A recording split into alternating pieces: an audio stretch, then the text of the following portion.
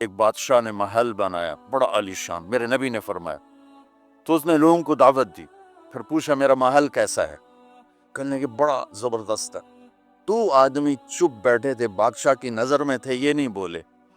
جب سارے بول اٹھے تو بادشاہ نے کہا آپ لوگوں نے کوئی تبصرہ نہیں کیا، آپ بھی تو فرمائیں۔ وہ کہنے گے جی جو کچھ لوگوں نے کہا ہے آپ کا محل اس سے بھی اچھا ہے، لیکن اس میں 2 عیب ہیں، 2 عیب ہیں۔ سب نے منہ دیکھا، انہوں نے کیڑے عیب نظر آ گئے۔ کہا کیا کیا؟ کہا ایک عیب یہ ہے کہ اس کا بنانے والا اور اس میں رہنے والا ایک دن مر جائے گا اور اسے چھوڑ کے مٹی میں چلا جائے گا، اور دوسرا عیب یہ ہے کہ اس کے مرنے کے بعد پھر یہ گھر اجڑ جائے گا، آباد نہیں رہے گا۔ تو بادشاہ نے سر جھکا لیا اور کہنے لگا کوئی ایسا گھر بھی ہے جو اجڑے نہیں، جو برباد نہ ہو؟ کہ وہ ہے۔ کہ کہاں ہے؟ کہ وہ جنت، وہ اجڑے کہ نہیں، وہ برباد نہیں ہو، وہ آباد رہے گی، وہاں موت نہیں ہو۔ تو کامیابی کا پیمانہ وہ ہے، آؤ دیکھو میں کامیاب ہوں، تو میرا اللہ کہے گا میرے بندے بندی کو خوبصورت زندگی مبارک ہو، اسے جنت مبارک ہو، اسے ہمیشہ کی زندگی مبارک ہو۔ اس یہاں سے وہاں تک کا جو فاصلہ ہے، یہ میرے نبی پاک صلی اللہ علیہ وسلم کی غلامی اور اتباع کے بغیر بچوں طے نہیں ہو سکتا۔ چند دن کی زندگی ہے، اللہ کو چند دن کی زندگی ہے، اللہ کو راضی کر کے گیا تو اللہ کی قسم مزے ہی مزے۔ موت تو بڑی مزے کی چیز ہے اگر اللہ راضی ہے۔ اور کتنا بڑا مجمع ہے، نماز کوئی نہ چھوڑے، فرض نماز مسجد میں پڑھو، مسجد سے دور ہو تو جہاں بھی ہو نماز ادا کرو، اور آپ مالدار ہو زکوٰۃ بھی دو، صدقات بھی دو، صدقات غیر مسلموں کو دو، زکوٰۃ قریب ایمان والوں کو دو، اور آپس میں پیار محبت سے رہو، تو انشاءاللہ اللہ سے کی ذات سے امید ہے کہ اللہ ہمیں جس نے وینڈا میں اکٹھا کیا ہے ہمیں جنت میں بھی اکٹھا کرے۔ اللہ کی رحمت سے امید رکھا کرو، انشاءاللہ ہم جنت میں جائیں۔ ڈرنا بھی ہے، ایسا ڈر کہ بے امید ہو جائیں یہ بھی غلط ہے، اور ایسی دلیری کہ گناہ کرنے لگ جائیں کہ اللہ معاف کر دے گا یہ بھی غلط۔ رحمت کی امید ہو، گناہوں کا ڈر ہو، تو سارا مجمع اس کی نیت کرتا نا بھائی۔ آپ نے کہا انس میرے بیٹے، میری ایک بہت گریٹ سنت ہے، گریٹ، یہ لفظ پوری حدیث میں کہیں نہیں سوائے اس ایک جگہ، میری ایک بہت گریٹ سنت ہے، بہت، یہ داڑھی بھی سنت ہے، یہ پگڑی بھی سنت ہے، یہ سفید، میں سفید لباس اس لیے پہنتا ہوں، میرے نبی پسند سنت ہے، میں کوئی کلر والا نہیں پہنتا ہوں سنت پہ، لیکن گریٹ سنت صرف ایک جگہ پر ہے جو میں ابھی آپ کو بتانے لگا ہوں۔ میرے بیٹے انس، میری ایک گریٹسٹ سنت ہے، اگر تو نے اس کو پورا کر دیا تو تو جنت میں نہیں جائے گا، جنت میں میرا نیبر بن جائے۔ جنت تو بہت چھوٹی چیز ہے نبی کے نیبر کے سامنے، مگر میرا نیبر بن جائے۔ پتہ ہے آپ کو کہ بڑی چیز کی قیمت بھی بڑی ہوتی ہے۔ تو پھر کہا بیٹا اس سنت کو کرتے ہوئے تجھے تھکنا پڑے گا، تو تھکے گا، اور ساری زندگی تمہیں کوشش کرنی پڑ، داڑھی تو ایک دفعہ رکھ لی ہے، اب تیل لگا لیا، تھوڑا ٹرم کر لیا، لیکن بیٹا میری اس سنت کو پورا کرتے ہوئے تیرے پسینے نکلیں گے، ساری زندگی کرنا پڑے گا۔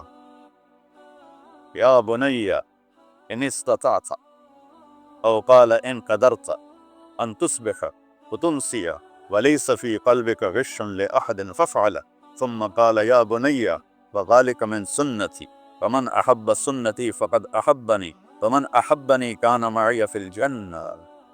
میرے بیٹے زور لگے گا، صبح شام تھکو گے، کیا کرنا یا رسول اللہ؟ کہ اس دل میں سب کی نفرت نکال دو۔ مسلم نہیں کہا کہ اس دل سے مسلم کی نفرت نکال، کہ اس دل سے سب کی نفرت نکال،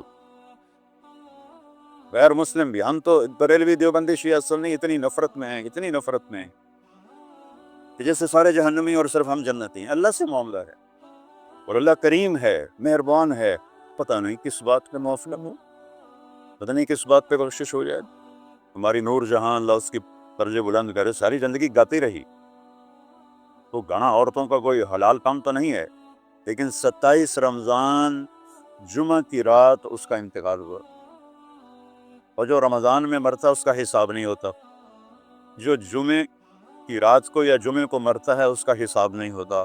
اب مجھے بتاؤ اللہ کو کیا اس میں پسند آیا؟ کبھی کسی کے گناہ کو دیکھ کر اس سے نفرت نہ تھا، کبھی کسی کی برائی دیکھ کر یہ تو چھوڑا اس کو، وہ تو انسان ہی نہیں ہے۔ بس اپنے من میں ڈوب کر پا جا سراغ زندگی، تو اگر میرا نہیں بنتا نہ بن اپنا تو بن۔ تو میرے نبی نے فرمایا بیٹا اس دل کو صاف کر۔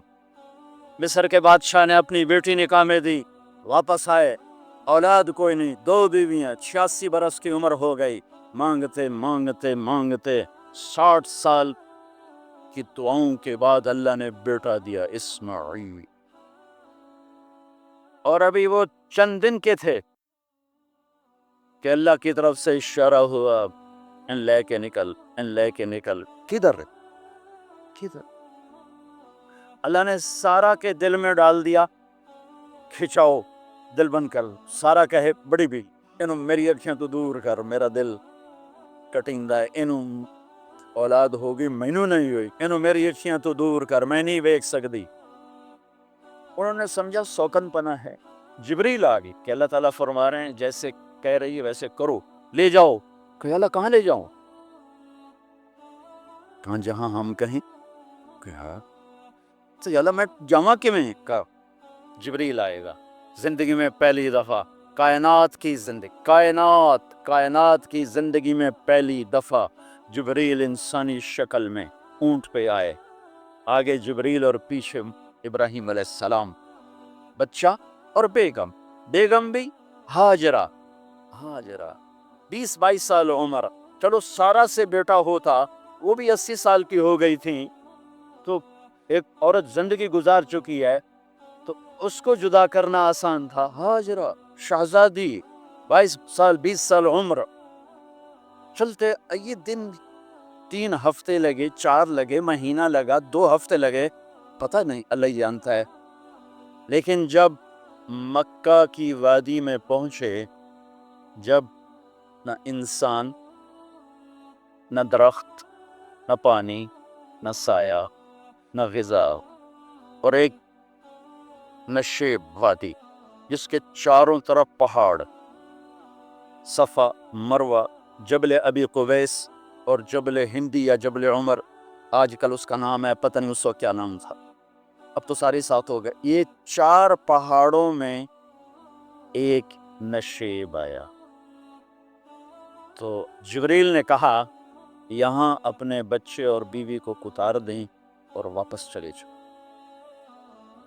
جب آگ میں ڈالا تھا تو ایک لفظ نہیں بولے تھے، اور ایک طرف ہوا کا فرشتہ، ایک طرف پانی کا فرشتہ کہ ہم آپ کی مدد کریں، کہ اما الیک فلا، نہیں تمہاری ضرورت نہیں، اما الی اللہ فنعم، اللہ ویکھ رہا ہے، انہوں بچاونا ہے تو بچا لے سی، یہ ساڑنا ہے تو ساڑ دے سی، میں تاٹی لوڑ بھی فرشتوں سے بھی بے نیاز ہو کے، اور آگ کی طرف جا رہے ہیں خاموشی کے ساتھ، بس ایک لفظ، حسبی اللہ ونعم الوکیل، حسبی اللہ ونعم الوکیل، تیرے سپرد ہر شے۔ اس خوفناک آگ کے سامنے ایسا صبر، ایک لفظ نہیں بولے۔ جب جبریل نے کہا ایسے چھوڑ دے ہو، ایک دم یہاں کیسے چھوڑ دوں؟ یہاں تو نہ کوئی انسان ہے، نہ اسباب زندگی ہیں، نہ پانی ہے، کچھ بھی نہیں ہے، کیسے چھوڑ دوں؟ تو کہا آپ کے رب کا فرمان ہے یہیں چھوڑ کر، کہ اس بچے کی پشت سے آخری نبی تشریف لائیں۔ امر خاموش، جواب نہیں دینا، بچہ گود میں ہے، تصور کرو 4000 سال پہلے دا مکہ میں کیویں وکھائیں، میں آپ نہیں ویکھ سکتا، تو انہوں کیویں وکھائیں؟ کالے پہاڑ، انسان نہیں، ہوا کی سنسناہٹ، دھوپ کی تپش، پہاڑ کی آگ، پتہ نہیں کون سا مہینہ تھا، اللہ جانے، اور وہ جاری ہے ساتھ ساتھ۔ کیوں میرا قصور کی ہے، میں نے چھڑیا کیوں گئی، جاندہ کدے پہ ہیں، کوئی گل تا دس۔ سر ہلا ہے کہ اذن لن یضیعنا اللہ. ایک اور ہاجرہ نے جنم لیا تو اس نے خامند کو جاتے ہوئے کیسے دیکھا ہو؟ پیچھا پیکے تک کوئی نہیں جتے اس جاتے بہ جاؤں ہے. وہ چار بندے بھی کوئی نہیں، چلو پردیسی صحیح، عزت دا زمانہ آئی، ہر ایک دی بیٹے نو بیٹی سمجھا جاندہ آئی، پیچھے کوئی نہیں ہے. وہ اپنے خامند کو دیکھے جا رہی ہے اور وہ پیچھے مڑ کے دیکھنے کی ہمت نہیں فرما رہے ہیں. جب وہ چلتے چلتے پہاڑ کی چوٹی سے نیچے اترے، پھر وہ بوجھل قدموں سے واپس ہوئی. میں الفاظ کہاں سے لاؤں کہ اس چال میں درد دل میں ہوتا ہے. مجھے لگتا ہے ان کے روئے میں درد تھا. جن پتھروں پہ قدم رکھ رہی تھیں وہ بھی رو رہے ہوں گے. اس جو ہوا ٹکرا رہی ہوگی وہ بھی دھاڑے مارتے ہوئی گزرتی ہوگی. چمکتا سورج آگ برساتا ہے، وہ آنسو برسا رہا ہوگا اس وقت. اور ابراہیم جیسی ہستی، عزم کے پہاڑ، صبر کے پہاڑ، جب پہاڑ سے نیچے ہوئے ایک دم اون سے چھلانگ لگا. بیوی نے نہیں دکھایا. جب نیچے ہو گئے، بیگم غائب ہو گئی، پہاڑ سے نیچے اترے، پھر یوں منہ کر کے ہاتھ پھیلایا.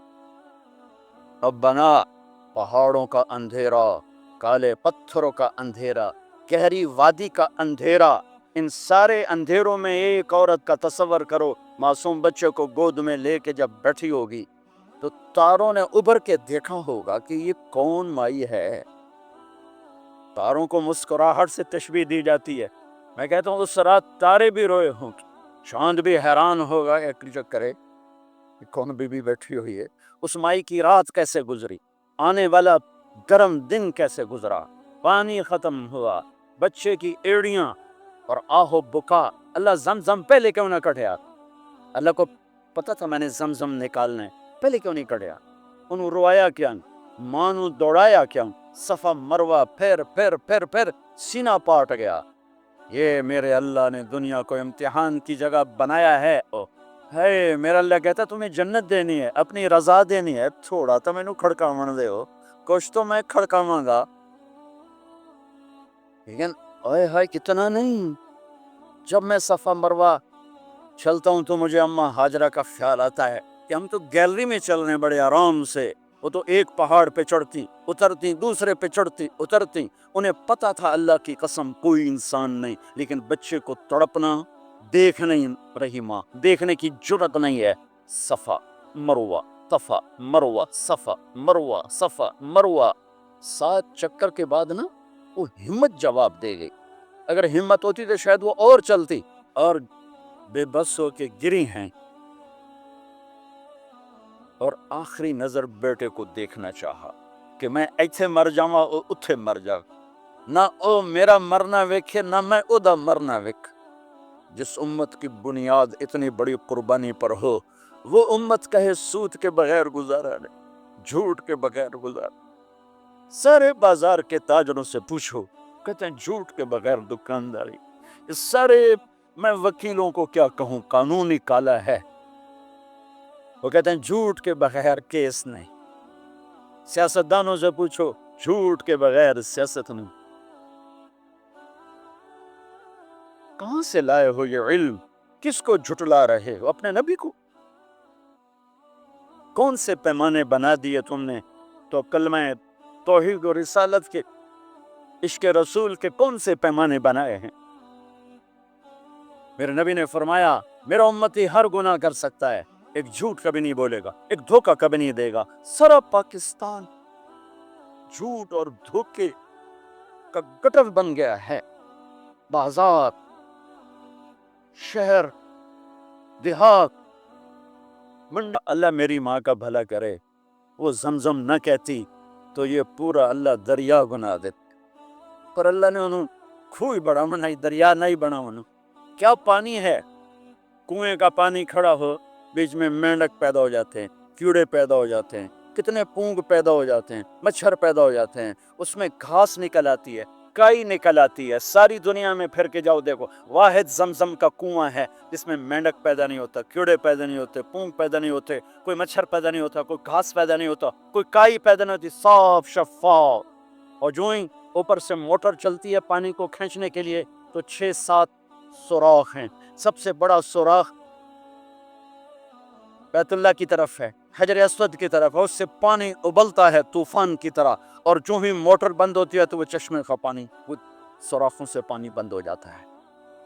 ये मेरे रब की मदद नुसरत कि तुम अल्लाह को राजी करने के लिए कदम उठाओ। लूंगा ही नहीं पीऊंगा।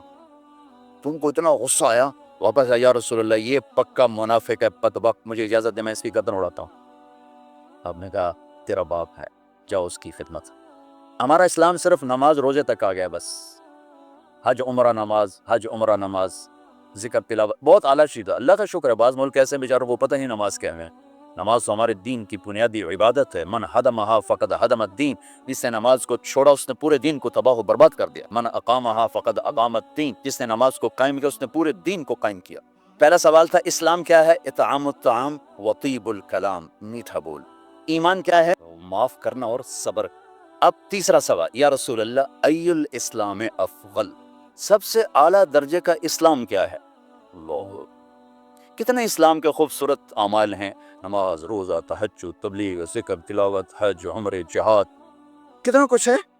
आपने फरमाया मन सलिमल मुस्लिमून मिन लिसानिही व यदिही, जो हाथ और ज़बान से किसी को तकलीफ ना पहुंचाए वो सबसे आला दर्जे का मुसलमान।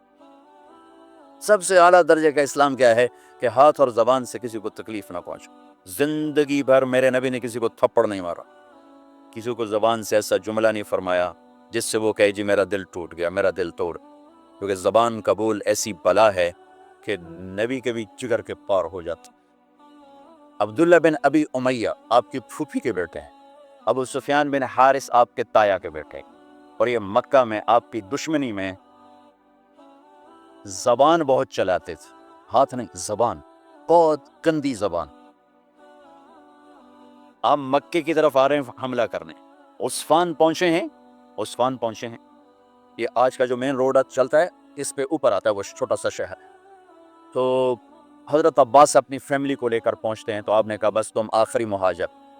दरवाजे पर खेमे पर खादिम आकर इजाज़त मांगता है, जी अबू सुफियान बिन हारिस और अब्दुल्ला बिन अबी उमैया हाजिर हुए हैं, कलमा पढ़ना चाहते हैं, इस्लाम लाना चाहते हैं। मैंने आपको अल्लाह के नबी के माफ़ी के वाक़या सुनाए हैं, आपका ज़र्फ़ बताया, आपका सीना बताया। अब अपने नबी की सुनो। आपने फरमाया मुझे इनके इस्लाम की कोई ज़रूरत नहीं, मैं इनसे नहीं मिलूँगा। अबू सुफियान वो है जिसने मेरा दिल चीर के रख दिया शेर कह कह के, वो आपकी ना बुराई में शेर कहता था।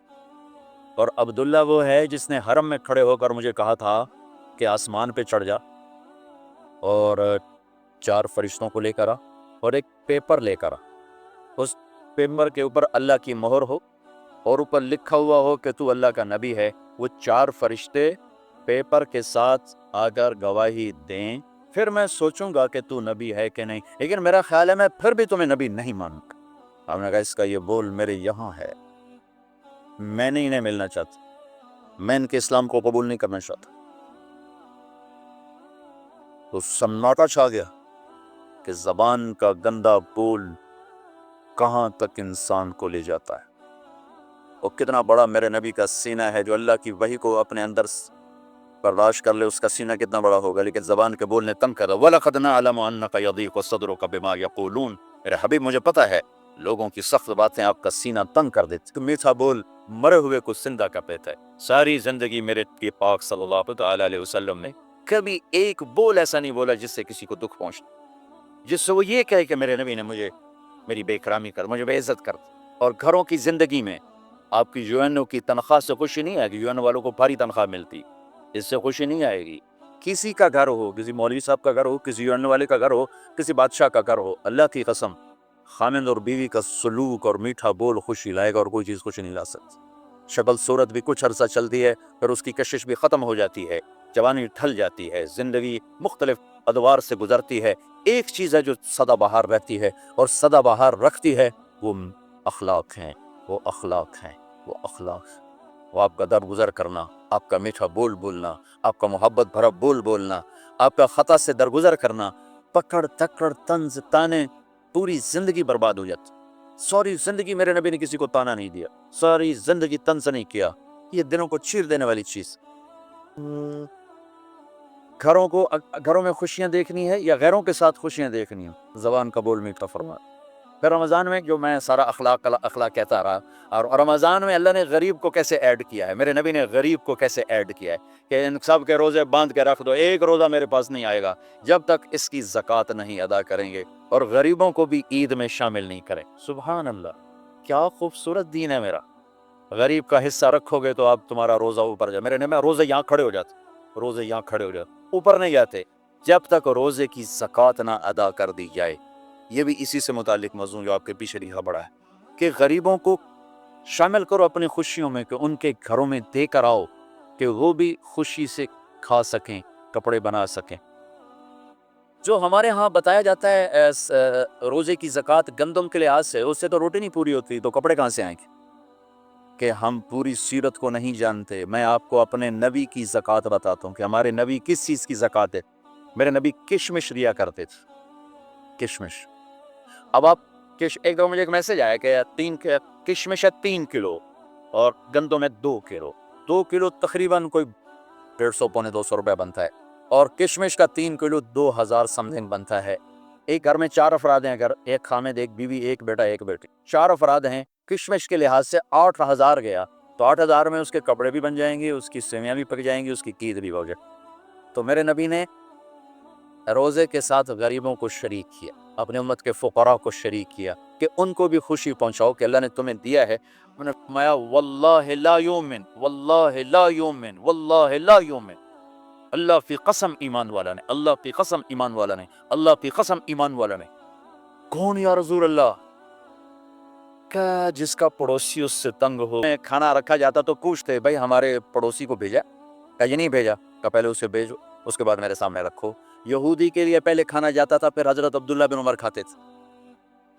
تو عید کی خوشیوں میں شامل کیا غریبوں کو، کہ جو مالدار لوگ ہیں وہ اپنے روزے کی زکوٰۃ ادا کریں۔ کشمش کے لحاظ سے آپ ادا کریں، ویسے تو آپ گندم کے لحاظ سے بھی ادا کریں گے تو آپ کا واجب ادا ہو گیا، لیکن کسی غریب کا بھلا کرنا چاہتے ہیں اور لوٹ کے بھلا آپ کے پاس آئے کہ آپ کا خزانہ اللہ کے پاس جمع ہو جائے۔ امام زین العابدین کی خدمت میں جب کوئی سائل آتا تو آپ کہتے واہ واہ اللہ تعالیٰ شکر ہے تو نے میرے پاس سواری بھیج دی جو میرا سامان اٹھا کے میرے آخرت کے گھر میں پہنچا دے گی۔ کیا عجیب تعبیر ہے، اللہ تعالیٰ شکر ہے تو نے میرے پاس سواری بھیج دی جو میرا سامان اٹھا کے میرے آخرت کے گھر میں بھیج دے گی۔ سائل آپ کی آخرت کی سواری ہے، تو اب سخی بن کے دیں، بخیل بن کے نہ دیں، اس سے اللہ کے غریب بندوں تک خوشیاں پہنچیں گی، دعائیں ملیں گی۔